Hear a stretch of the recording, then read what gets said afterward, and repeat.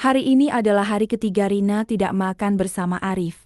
Meja makan yang semula selalu dipenuhi tawa, dan obrolan sore ini hanya dipenuhi cahaya lampu gantung yang terlalu terang, membuat cangkang kerang yang diletakkan di sudut terasa seolah-olah menangis tanpa suara. Rina menyentuh piring yang sudah dingin, nasi putih, lauk ayam bakar, dan sayuran tumis yang dia masak sejak jam 4 sore, mengharap suaminya pulang tepat waktu seperti janji minggu lalu. Tapi pesan yang masuk jam 7 malam hanya satu kalimat. "Maaf, sayang. Ada rapat darurat, nanti pulang larut." Rina menekan layar ponselnya, melihat foto profil Arif yang masih menggunakan gambar mereka berdua saat liburan ke Bromo tahun lalu. Dia ingat betapa hangat pelukan Arif saat matahari terbit. Bisikan dia yang berkata, "Rumah kita akan selalu penuh dengan kebahagiaan. Walau aku sibuk." Kata-kata itu sekarang terasa seperti angin yang cepat terbang, tidak menyisakan jejak kecuali rasa sepi yang makin dalam. Sudah 2 tahun lebih Arif bekerja di perusahaan konstruksi besar yang baru membuka cabang di luar kota. Awalnya, dia pulang setiap akhir pekan. Meskipun lelah, dia selalu bawa oleh-oleh untuk Rina dan membantu membersihkan rumah. Tapi seiring waktu, proyek-proyeknya menjadi lebih banyak. Rapatnya semakin lama, dan akhir pekan berubah menjadi setiap 2 minggu, lalu setiap sebulan, hingga sekarang. Dia hanya pulang sekali sebulan, dan bahkan itu kadang-kadang dibatalkan karena alasan yang selalu sama. Pekerjaan. Rina berdiri, membersihkan piring-piring yang tidak terpakai, dan berjalan ke kamar tidur. Kasur yang semula dirancang untuk 2 orang terasa terlalu lebar, terlalu dingin. Dia melihat lemari baju Arif. Sebagian besar bajunya masih terlipat rapi, seperti dia hanya pergi untuk beberapa hari dan akan segera kembali. Rina mengambil baju kaos favorit Arif, mencium baunya yang sudah mulai memudar, bau parfum dan keringatnya yang dia rindukan. Dia menggulung dirinya dengan selimut, menangis diam-diam. Takut suara tangisnya akan membuat rumah ini terasa lebih kosong lagi. Keesokan pagi, Rina pergi ke pasar seperti biasa. Wanita-wanita di pasar selalu menyapa dia dengan ramah, tapi dia bisa merasakan pandangan mereka yang penuh kesukaan dan pertanyaan. "Kak Arif belum pulang ya?" tanya Bu Siti, penjual sayuran yang sudah kenal dia sejak dia pindah ke rumah ini. Rina hanya tersenyum mesra, mengangguk. "Masih sibuk kerja, Bu." Setelah berbelanja, Rina berjalan pulang melewati taman yang sering dia kunjungi bersama Arif. Di sana, pasangan muda sedang bermain dengan anaknya. Suami membawa istri di punggungnya sambil tertawa. Rina merenungkan mimpi mereka dulu. Punya 2 anak, bermain di taman setiap sore, makan bersama setiap hari. Tapi sekarang, mimpi itu terasa jauh, seperti bintang yang tak tercapai. Pulang ke rumah, Rina melihat surat yang ada di depan pintu. Itu surat dari bank, mengingatkan pembayaran cicilan rumah. Dia membukanya, menghitung uang yang dia miliki di tabungan. Gaji dia sebagai guru SD cukup untuk memenuhi kebutuhan sehari-hari, tapi dengan cicilan rumah dan biaya lain, dia harus jimat-jimat. Arif selalu mengirim uang bulanan, tapi kadang-kadang terlambat karena dia sibuk. Rina tidak pernah mengeluh. Tapi kadang dia merasa lelah bertahan sendirian, lelah menjadi istri yang kuat yang selalu menunggu. Malam itu, Rina memanggil Arif. Teleponnya diangkat setelah 5 kali dering. "Halo sayang," suara Arif terdengar lelah. "Maaf, aku baru selesai rapat." Rina menahan nafas, mencoba membuat suaranya tidak terdengar menangis. "Arif, kapan kamu pulang? Aku rindu." "Ada jeda sebentar di sana." "Sayang, maaf ya, minggu depan ada proyek penting. Mungkin minggu depannya lagi?" Rina menutup mata. "Sudah berapa kali kamu katakan begitu, Arif?"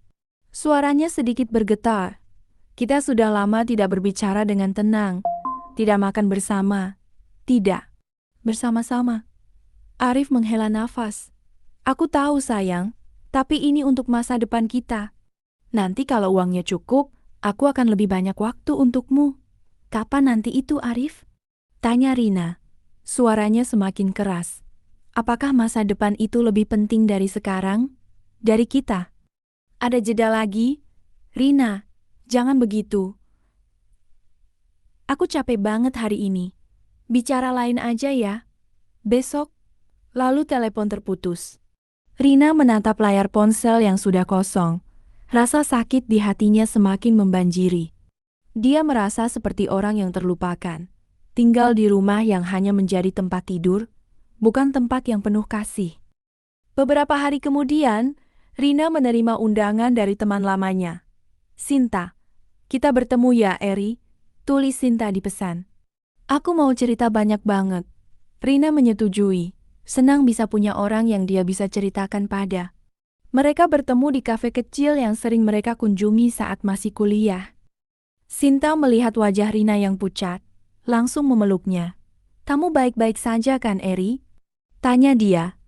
Rina menangis, mengisahkan semua yang dia rasakan, kesepian, kecewa, rindu pada Arif. Sinta mendengarnya dengan sabar, menggenggam tangannya. Eri, kamu tidak boleh bertahan sendirian seperti ini, katanya. Arif harus tahu apa yang kamu rasakan. Kalau dia benar-benar mencintaimu, dia akan menemukan cara untuk lebih banyak waktu denganmu. Tapi dia bilang ini untuk masa depan kita, ujar Rina. Sinta menggeleng. Masa depan itu dibangun dari sekarang, Eri. Kalau sekarang sudah tidak ada kita, apa gunanya masa depan yang indah? Kata-kata Sinta membuat Rina merenungkan. Dia tahu Sinta benar, tapi dia takut. Takut memaksakan Arif. Takut Arif akan marah. Takut mereka akan berkelahi. Pulang dari kafe, Rina memutuskan untuk melakukan sesuatu. Dia mengambil kertas dan pena, menulis surat untuk Arif. Dia menulis semua yang dia rasakan, rasa rindu, kesepian, harapan dia untuk keluarga yang utuh. Dia tidak ingin memarahi Arif, hanya ingin Arif tahu apa yang dia alami. Setelah selesai menulis, dia mengirim surat itu melalui kurir, berharap Arif akan membacanya dengan hati terbuka. Seminggu kemudian, Rina masih menunggu balasan dari Arif. Dia tidak berani menelepon, takut mendengar kabar yang tidak dia inginkan. Malam itu, dia sedang duduk di teras rumah, melihat bintang-bintang, ketika dia mendengar suara mobil yang mendekat. Dia melihat mobil Arif parkir di depan rumah. Hati dia berdebar kencang. Apakah dia pulang karena membaca suratnya? Arif keluar dari mobil, menuju ke arah Rina. Dia melihat wajah Arif yang terlihat lelah, tapi juga penuh kesedihan. Rina, panggilnya dengan suara lemah. Rina berdiri menangis. Arif, kamu pulang. Mendekat, memeluknya erat. Aku baca suratmu. Sayang, katanya. Aku tidak menyadari bahwa aku sudah terlalu jauh. Bahwa aku sudah melupakan apa yang paling penting. Mereka duduk di teras, berbicara sepanjang malam. Arif menceritakan betapa sibuknya dia di kerja, betapa tekanannya membuat dia lupa tentang rumah dan istri yang dicintainya. Dia minta maaf, memohon maaf karena telah membuat Rina merasa sendirian. Rina juga menceritakan semua yang dia rasakan, meminta Arif untuk lebih memperhatikan dia dan keluarga mereka. Aku akan berhenti dari pekerjaan ini, kata Arif. Rina terkejut. Apa? Kenapa? Karena tidak ada pekerjaan yang lebih penting dari kamu dan rumah kita, jawab Arif. Aku sudah bicara dengan atasan. Aku akan mengundurkan diri bulan depan. Kita akan mencari pekerjaan yang lebih dekat, sehingga aku bisa pulang setiap hari. Rina menangis lagi, tapi kali ini tangisnya adalah tangis kebahagiaan. Dia memeluk Arif lebih erat, merasakan kehangatan yang dia rindukan selama ini. Terima kasih Arif, katanya. Aku cinta kamu. Aku juga cinta kamu sayang, jawab Arif, dan aku akan membuktikannya setiap hari. Malam itu, mereka tidur bersama di kasur yang sekarang terasa penuh dan hangat. Rina merasakan harapan yang baru muncul di hatinya. Harapan untuk keluarga yang utuh, untuk hari-hari yang penuh tawa dan kebahagiaan. Esok pagi, mereka akan bangun bersama, makan sarapan bersama, dan memulai hari baru yang berbeda. Beberapa bulan kemudian, Arif sudah bekerja di perusahaan yang lebih dekat dari rumah. Dia pulang setiap sore, membantu Rina memasak, membersihkan rumah, dan berbicara tentang hari-hari mereka. Rumah yang dulu kosong dan sepi sekarang penuh dengan suara tawa dan kebahagiaan. Rina melihat Arif yang sedang bermain dengan kucing baru yang mereka beli, dan dia merasa sangat bersyukur. Dia tahu bahwa jalanan mereka tidak selalu mulus, tapi dengan saling memahami dan mencintai, mereka akan mampu mengatasi semua rintangan. Pada malam hari yang cerah, mereka berdiri di teras rumah, melihat matahari terbenam.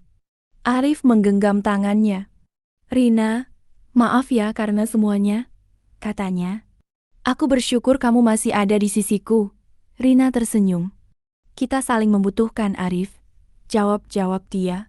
"Dan aku akan selalu ada di sisimu, apapun yang terjadi." Mereka menatap bintang-bintang yang terang, berharap untuk masa depan yang lebih baik. Rumah mereka sekarang bukan hanya tempat tinggal, tapi tempat yang penuh kasih dan kebahagiaan. Tempat yang mereka bangun bersama dengan cinta yang tidak pernah pudar.